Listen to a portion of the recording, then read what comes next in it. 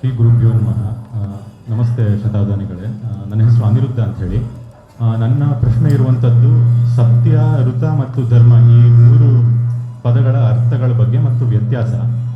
ನೀವು ಒಂದು ಇತ್ತೀಚಿನ ಇಂಟರ್ವ್ಯೂವಲ್ಲಿ ಹೇಳೋದು ಕೇಳಿದ್ದೆ, ಸತ್ಯ ಮತ್ತು ಋತಗಳ ಸಂಬಂಧ ಏನು ಅಂದರೆ ಸತ್ಯ ಅನ್ನೋದು ಅಸ್ತಿತ್ವ, ಋತ ಅದರ ಹಿಂದಿನ ನಿಯಾಮಕ ಶಕ್ತಿ ಅಂತ. ಅದನ್ನು ಸ್ವಲ್ಪ ವಿವರವಾಗಿ ಹೇಳ್ಬೋದಾ?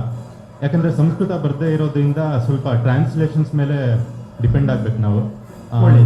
ಋತ ಅನ್ನೋದನ್ನ ನ್ಯಾಚುರಲ್ ಲಾ, ಟ್ರೂತ್ ಅಂತೆಲ್ಲ ಟ್ರಾನ್ಸ್ಲೇಟ್ ಮಾಡಿದ್ದಾರೆ, ಸ್ವಲ್ಪ ಕನ್ಫ್ಯೂಷನ್ ಇದೆ. ಮತ್ತು ಇನ್ನೊಂದು ಪ್ರಶ್ನೆ, ಋತ ಮತ್ತು ಧರ್ಮಗಳ ಮಧ್ಯದ ಸಂಬಂಧ ಮತ್ತು ವ್ಯತ್ಯಾಸ. ಅದು ಒಂದು ಸ್ಟ್ಯಾಟಿಕ್ ಮತ್ತು ಇನ್ನೊಂದು ಡೈನಾಮಿಕ್ ಅಂತ ನೀವೇ ಕೇಳಿದ್ದೆ. ಇದನ್ನು ಸ್ವಲ್ಪ ವಿವರಿಸ್ಬೋದಾ? ಆಗಲಿ, ಇಷ್ಟು ಗಂಭೀರವಾದ ಪ್ರಶ್ನೆ ಕೇಳಿದ್ದೀರಾ. ಮಿಕ್ಕವ್ರಿಗೆ ಪಾಪ ಗೊತ್ತಾಗುತ್ತೋ ಇಲ್ವೋ ಉತ್ತರ. ಕೂತ್ಕೊಳ್ಳಿ, ದಯವಿಟ್ಟು ಕೂತ್ಕೊಳ್ಳಿ. ಸತ್ಯ ಅನ್ನೋ ಶಬ್ದನೇ ಅದರ ಎಟಿಮಾಲಜಿಯಿಂದ ನೋಡಬೇಕು. Whenever we want to understand anything, first we have to understand the word, the key words. ಆ ಕೀ ವರ್ಡ್ ಅಲ್ಲಿರೋ ರೂಟ್, ಅದರ ಧಾತು ಏನು, ವಾಟ್ ಈಸ್ ದಿ ಎಟಿಮಾಲಜಿ, ನಿರುಕ್ತಿ ಏನು ಅಂತ ನೋಡಬೇಕು. ಸತ್ಯ ಅನ್ನೋದು ಸತ್ ಅನ್ನೋ ಧಾತುವಿಂದ ಬಂದಿತ್ತು. ಎಕ್ಸಿಸ್ಟೆನ್ಸ್ ಅಂತ ಅರ್ಥ. What is existing? Only reality can exist, unreal cannot exist. ಭಗವದ್ಗೀತೆಯಲ್ಲಿ ಶ್ರೀಕೃಷ್ಣ ಹೇಳಿದ, ನಾಸತೋ ವಿದ್ಯತೆ ಭಾವೋ ನಾಭಾವೋ ವಿದ್ಯತೆ ಸತಃ, ನ ಅಸತಃ ಭಾವ ವಿದ್ಯತೆ ನ ಸತಃ ಅಭಾವ ಅಪಿ ವಿದ್ಯತೆ. ಅಂದರೆ ಸತ್ ಅನ್ನೋದಕ್ಕೆ ಎಕ್ಸಿಸ್ಟೆನ್ಸೇ ಇರೋದು, ನಾನ್ ಎಕ್ಸಿಸ್ಟೆನ್ಸ್ ಇದ್ದರೆ ಅದು ಸತ್ ಅಂತ ಅನಿಸ್ಕೊಳ್ಳೋದು. ಸೊ ಸತ್ಯ ಅನ್ನೋದಕ್ಕೆ ಎಕ್ಸಿಸ್ಟೆನ್ಸ್ ಅಂತ ಅರ್ಥ.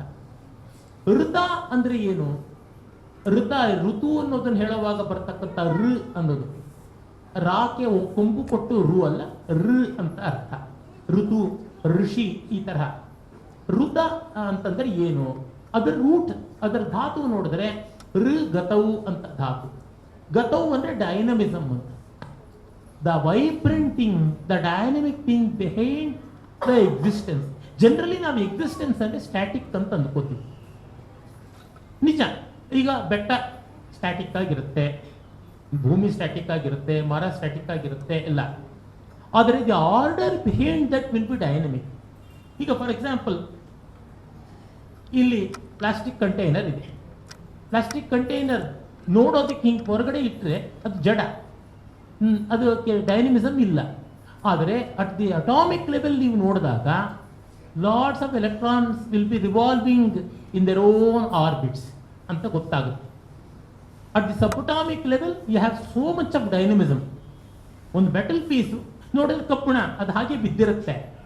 ಆದರೆ ಆ ಕಬ್ಬಿಣದ ಕರೆಂಟ್ ಹರಿಬೇಕು ಅಂದರೆ we have a cloud of electrons ಅಂತ ಹೇಳ್ತೀವಿ. Cloud of electrons they moving. ಅಂದರೆ behind any existence apparently static, we have a dynamic system which is working. That is one meaning, that is the physical meaning. Other meaning is, behind any system we have a profound wisdom. ದೊಡ್ಡ ಪ್ರಜ್ಞೆ, ದೊಡ್ಡ ಅತಿಶಯವಾದ ಜ್ಞಾನ, ದೊಡ್ಡ ಚೈತನ್ಯ ಕೆಲಸ ಮಾಡ್ತಾ ಇದೆ ಅಂತ. ಈ ಶರೀರ ಅಸ್ತಿತ್ವ, ಎಕ್ಸಿಸ್ಟೆನ್ಸ್ ಅನ್ನೋ ಅರ್ಥದಲ್ಲಿ ಸತ್ಯ ಆದರೆ, ಒಳಗಿರುವ ಜೀವ ಋತ ಅಂತ ಗೊತ್ತಾಗುತ್ತೆ. ಮತ್ತೆ ಇನ್ನೂ ಒಂದು ಸ್ವಾರಸ್ಯ ಇದೆ. ಎಕ್ಸಿಸ್ಟೆನ್ಸ್ ಏನು, ಅದರ ಮಹತ್ವ ಗೊತ್ತಾಗಬೇಕು ಅಂದರೆ, to know the value of any existence you have to understand the order behind that. ಋತ ಅನ್ನೋದಕ್ಕೆ ಆರ್ಡರ್, ಕಾಸ್ಮಿಕ್ ಆರ್ಡರ್ ಅಂತ ಕರೀತಾರೆ. ನಿಯಾಮಕ ಶಕ್ತಿ.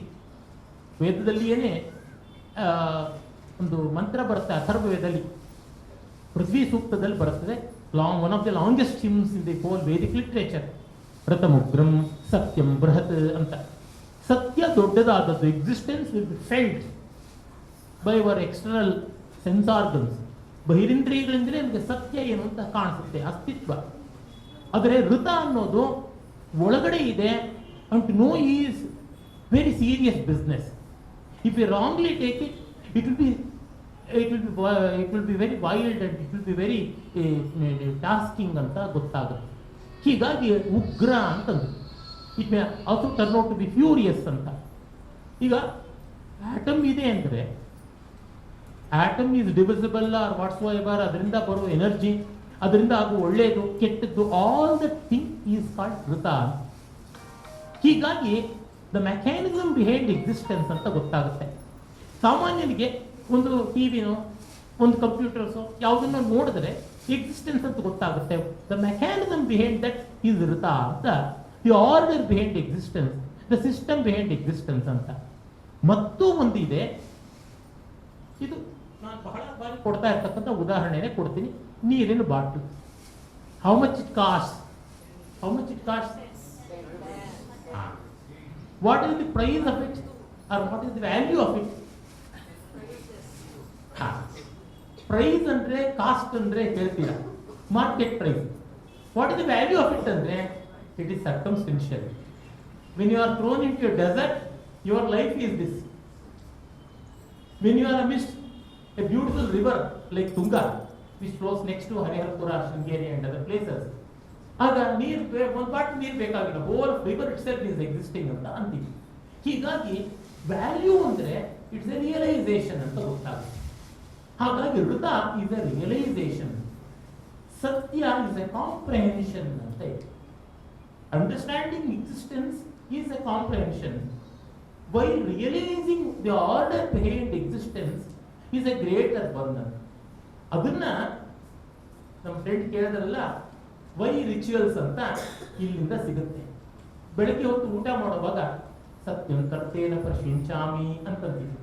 ಸತ್ಯಂತು ಋತೇನ ಪರಿಶಿಂಚಾಮಿ ಅನ್ನ ಸತ್ಯ ಎಕ್ಸಿಸ್ಟೆನ್ಸ್. ಅದನ್ನು ನಾನು ಋತದ ಮೂಲಕ ಸರ್ಕಮ್ಆಂಬ್ಯುಲೇಷನ್ ಸುತ್ತಾ ಇದ್ದೀನಿ. ಅಂದ್ರೆ I am trying to insulate truth that is existence with this order. ಅಂದ್ರೆ I am going to ponder over the whole of order around existence. So much of order is around existence. ಒಂದು ಅನ್ನ ತುತ್ತು ಬೇಕು ಅಂದ್ರೆ ಎಷ್ಟು ಕೆಲಸ ಮಾಡಬೇಕು?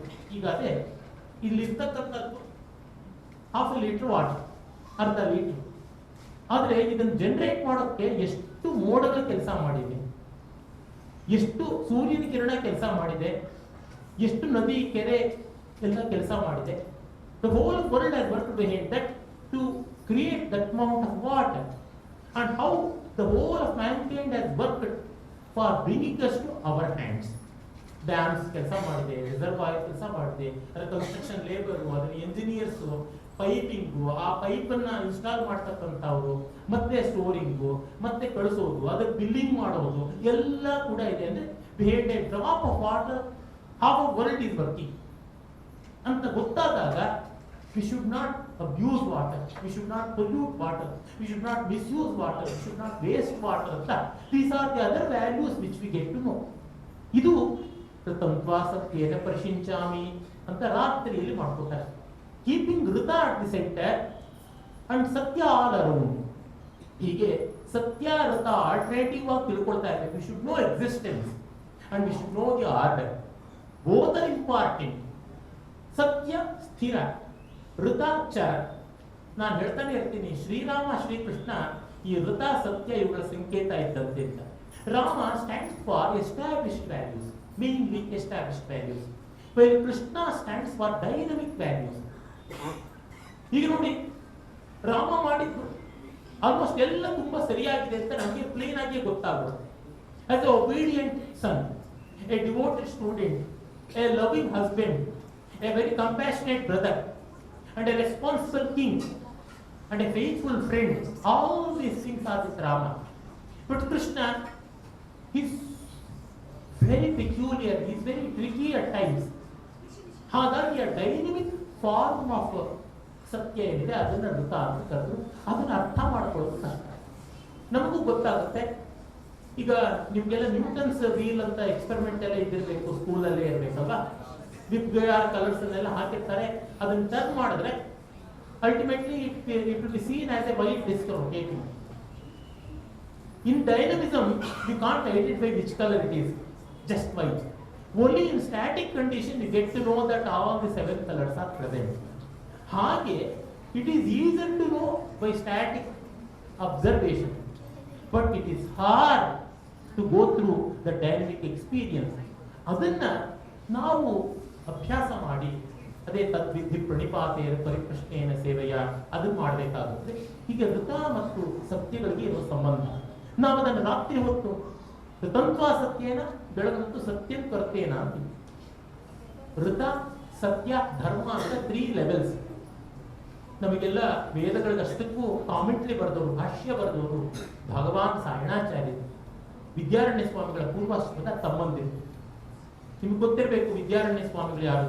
Don't you know the saint who worked behind the heart, behind the inception of Vijayanagara ಸಾಮ್ರಾಜ್ಯದ ಸ್ಥಾಪನೆಗೆ ದೊಡ್ಡ ಪ್ರೇರಣೆ, ಮಾರ್ಗದರ್ಶನ ಆಗಿದ್ದವರು. And his brother was also a great minister, great warrior, great scholar, poet, whatnot, Sayanacharya. ಅವರು ಹೇಳ್ತಾರೆ, ಮನಸ್ಸಿನಿಂದ ಸರಿಯಾದ ಆಲೋಚನೆ ಋತ, ಮಾತಿನಿಂದ ಸರಿಯಾದ ನುಡಿ ಸತ್ಯ, ಕ್ರಿಯೆಯಿಂದ ಸರಿಯಾದ ಕೆಲಸ ಧರ್ಮ. ಅಂದ್ರೆ ಋತಾಸ್ ವರ್ಬಲ್ ಫಾರ್ಮ್ ಇಸ್ ಸತ್ಯ, ಸತ್ಯಾಸ್ ಆಕ್ಷನ್ ಫಾರ್ಮ್ ಇಸ್ ಧರ್ಮ. ಇದು ಅಲ್ಲಿರೋ ಅರ್ಥ.